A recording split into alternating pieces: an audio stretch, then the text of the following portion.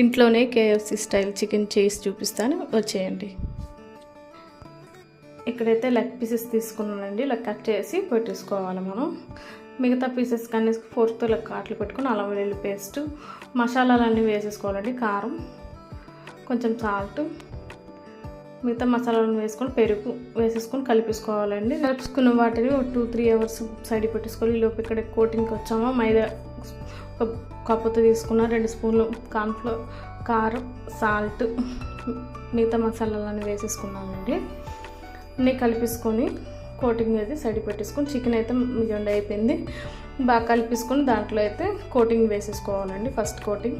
ఈలోపు ఇక్కడ cooling water తీసుకొని దాంట్లో డిప్ చేసి మళ్ళీ కోటింగ్ వేసేసుకొని ఇలా జస్ట్ దులిపేసుకుంటే సరిపోతుందండి. ఇక్కడ అయితే డీప్ ఫ్రైకి ఆయిల్ పెట్టుకుని దాంట్లోనైతే నేను వేసేసుకుంటున్నాను. చూడండి, ఇలాగైతే మనం డీప్ ఫ్రై చేసుకోవాలి.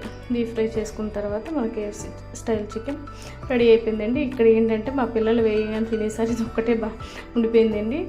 ఇదైతే మీకు టేస్ట్ చేసి చెప్తానండి. చాలా అంటే చాలా బాగా వచ్చింది. లైక్ చేయండి, షేర్ చేయండి, సబ్స్క్రైబ్ చేసుకోండి.